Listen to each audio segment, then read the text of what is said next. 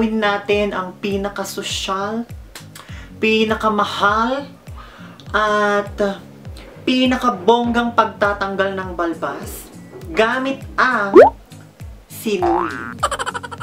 So, kung gusto niyo malaman kung paano ko gagamitin ang sinulid para tanggalin ang aking mga balbas, just keep on watching.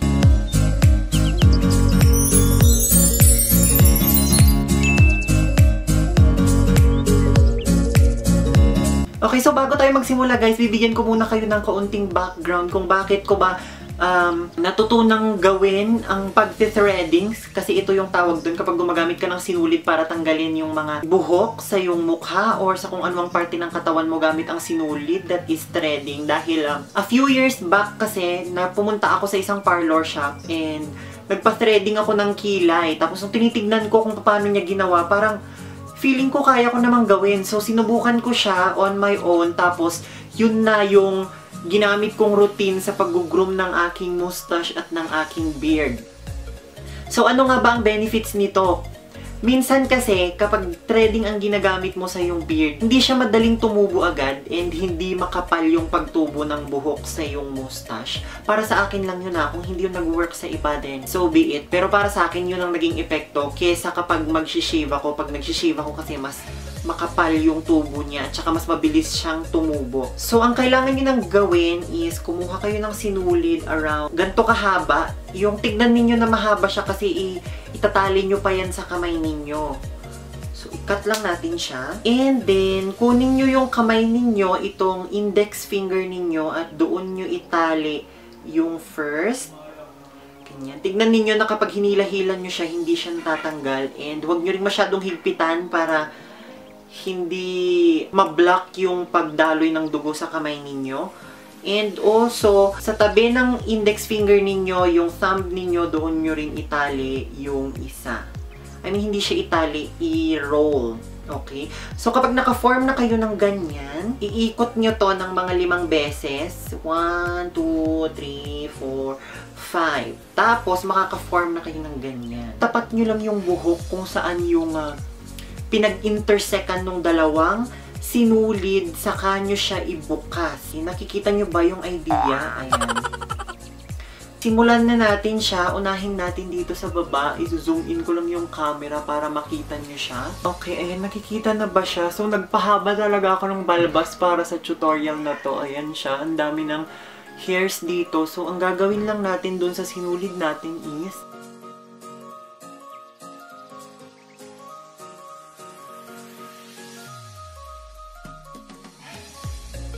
ulit-ulitin lang natin siya na ganyan para matanggal niyo yung mga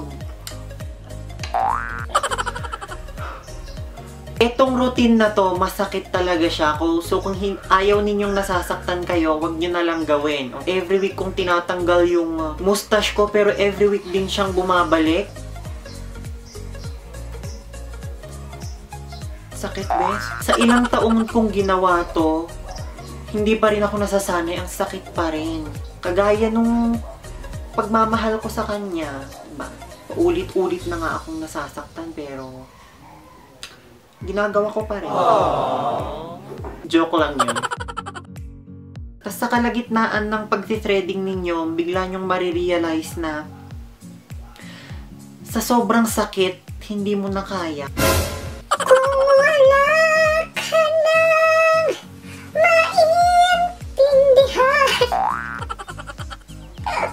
Best, itigil mo na lang. Baka hindi talaga kayo para sa isa't isa.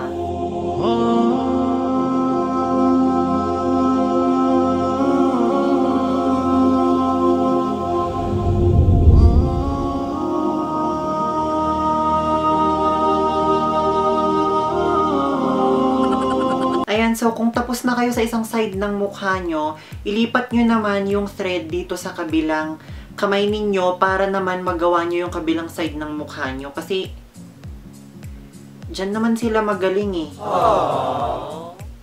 Pag sawa na sa isa, lipat na sa kabila. Kung wala ka na maintindihan, kung wala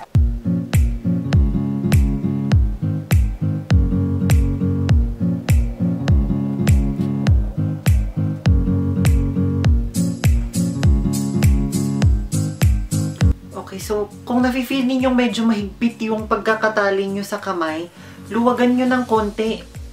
Kasi minsan, nasasakal din naman sila. Paano bang magmahal? Palagi bang masasaktan? Okay, so kung minsan may mga imperfections pa rin na kailangan mong balikan, kung pwede mong balikan, balikan mo at ayusin mo. Hindi yung konting kibot lang, hiwalayan na.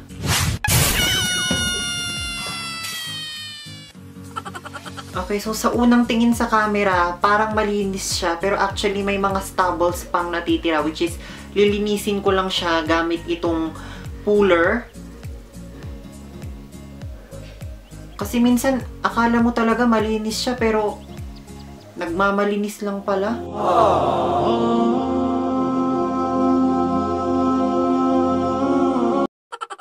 Okay, so after ko natanggal lahat yung buhok, syempre mahapdi pa rin.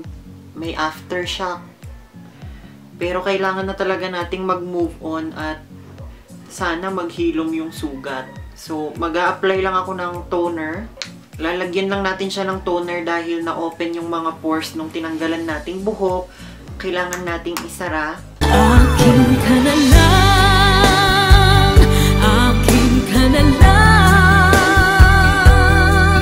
ang dinadas. Eventually, after a while, may mga tutubong bagong buhok. Para i-remind ka na may bagong darating. Akin ka na lang. Okay, so ayun na nga siya guys. So kung hindi kayo naging successful sa first try, ulitin nyo lang siya kasi doon talaga tayo natututo pag paulit-ulit na natin ginagawa eh. Okay guys, so doon na po nagtatapos ang routine kung papaano ko tinatanggal yung mga buhok sa aking mustache and sa aking beard. So, kung nagustuhan nyo man ang video na to, huwag nyo kakalimutang i-hit ang like button sa baba at mag-subscribe po kayo, and also, kung hindi man makaabala sa inyo, paki-share po ang video na to para mas marami tayong makaalam. And see you on my next video. Bye guys! Sana namin